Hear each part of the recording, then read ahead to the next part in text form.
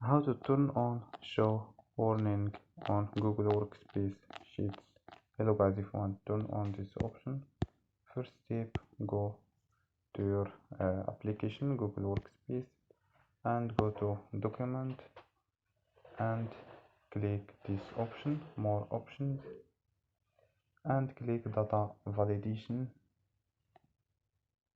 and here you can find the option show warning. So click here and click save. You can turn on reject input, or you can click here. So don't forget like and subscribe. Bye.